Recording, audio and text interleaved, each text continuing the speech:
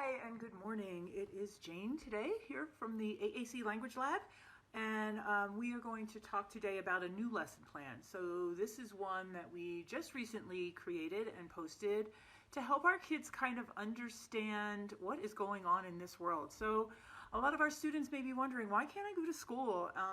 And why are my parents a little bit nervous? And we wanted to make sure that we gave them ways to express themselves so that they can tell you how they're feeling. So we came up with a lesson plan called We Are Home, and there's a whole variety of tools that you can use in this lesson plan to just get you through the next couple of weeks as we are all at home and quarantined. So one of the things with the lesson plan that we have is a choice board. So this is super simple, and you can totally modify this to reflect what you have at your house, but this board will allow a student to make a choice about an activity. And so if they don't have all of these activities on their device, this could also be used as a manual communication board, so they can say, I want, and then tell you what they want to be able to do. And again, you can change this around to reflect what your family does or what that child is interested in. But this is just an example of a nice way for them to be able to make a choice, have a little bit of control in their lives when everything is so out of control. So the choice board is there for you.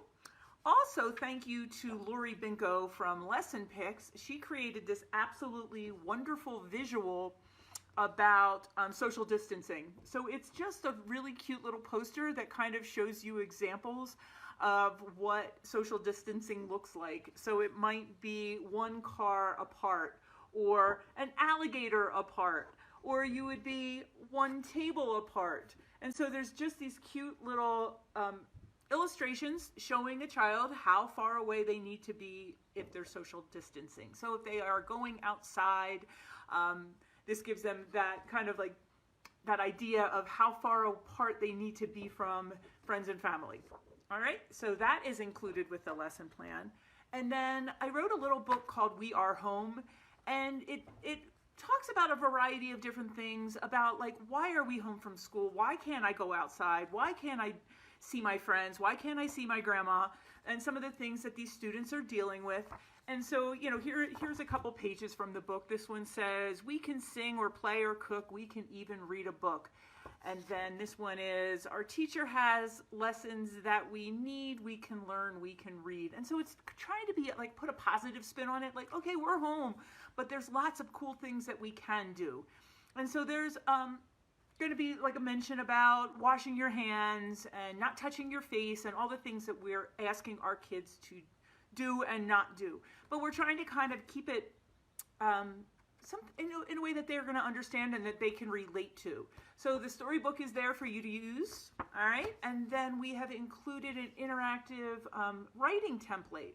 So I really think it's important that our kids get to tell you how they feel, because, you know, some days they may feel scared, or they may feel sad, or, you know, they may be frustrated.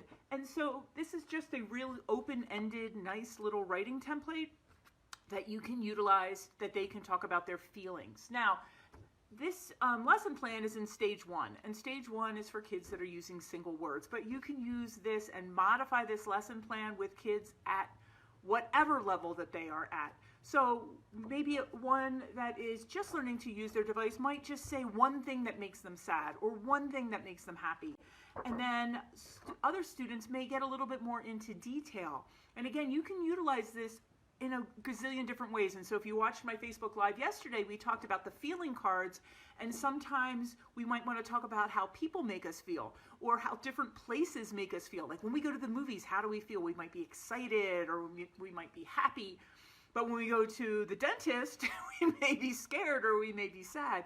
So you can utilize this any way that you want. Now, our writing templates for the most part are interactive PDF files, which means if you're supporting a student that's using a communication device that is dedicated and has the ability to do computer emulation, then you can actually use a USB cable, plug that right directly into the computer, and the student can write directly into the writing template. If they don't have that capability, that's fine. You can just simply transpose it. So you can either have this on the computer or you can print this out.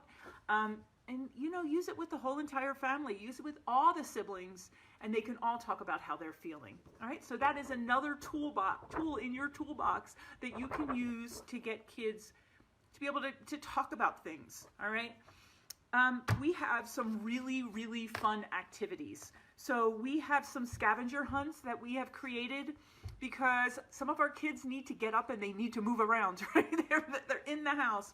And so we have an outdoor scavenger hunt, so they can go in the yard and they can look for a flower, or they can look for a leaf, or they can look for bugs, or all kinds of things that they might find outside. And I tried to pick really common things that are going to be fun to find.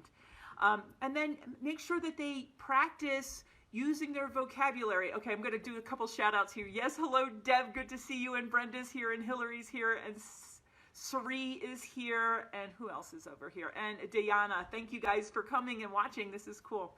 So not only do they want to look for things on the map, but they want to use their device. Make sure their device is with them so they can say, I can't find that. Or look, there it is. You can utilize all kinds of vocabulary. So just try to think of really common things that they can say over and over again and get them to practice that. All right. Now, if the student maybe is not for sure what to say, please model for them. Show them where those words are on their device, so that they can learn how you're using them. And if you model for them, they're going to be much better communicators here. Okay. Outdoor scavenger hunt. We also have an indoor scavenger hunt, and this one is a little bit different. So we're not looking for specific things, but we're giving you categories of things that they can look for. So for example, find something crunchy, find something loud, find something small, big, heavy, thin, thick. All right, so we're looking at adjectives, and they can go around the house and try to find things that in a variety of different ways. And this can kind of be fun. So you might find some interesting things that they find that you never thought that they would find. And again, encourage them to use their device while they're playing this game. So, and look, there it is. And sorry about that. So utilize that vocabulary as they're playing the game. Okay. And again, model if they're not for sure where things are.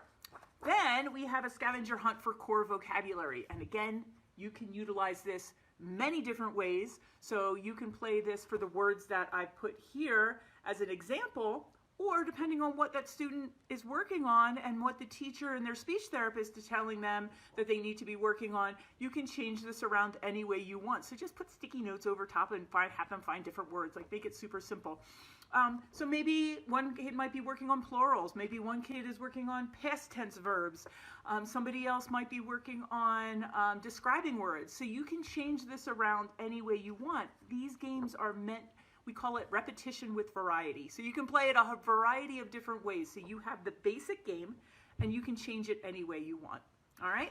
Then one of our fabulous Saltillo reps, Camber, her son graciously volunteered to create this game for me. So Grady, here's a shout out to you if you watch this. Grady loves Legos, and I'm not for sure how old Grady is. I think he's like 10 or 11. But Grady created this really fun tic-tac-toe game so that the student can not only use their device to ask for things and to tell you what they're doing, but you can use this, it's the classic Lego set that he said he made all of these from, but they're just little things that they can make with Legos. So there is a sheep and a truck and a pencil and a frog and a horse and a mailbox, all these kinds of really cool things. And if they need help doing that, he also included a cheat sheet that shows you all the Lego parts that they need to play tic-tac-toe. So yay for Grady for doing this for me. I'm sure he was bored at home and was looking for something to do, but this made it absolutely wonderful. And I was so excited to give kids something really, really fun and creative to do as well. And then finally, on the site, on within the lesson plan, we have manual boards that you can download that are going to have some of those fringe vocabulary words. I call them words from heaven that we might not necessarily need for the rest of our lives, but we might want to talk about those things now because they're current and important. So words like coronavirus and quarantine and social distancing and those things that the kids are hearing over and over again. And so that can just be on the side of their device, and they can talk to you and then refer to that if they need to. And so you can utilize those and download those and print those out as well. So this is a stage 1 lesson plan, and I posted the video for it earlier today. So there is a direct link to where to go to find all these fun materials. And just really excited to be able to give our kids a way to express themselves during this time, because I think it's really important that kids have a way to talk to you about those kinds of things.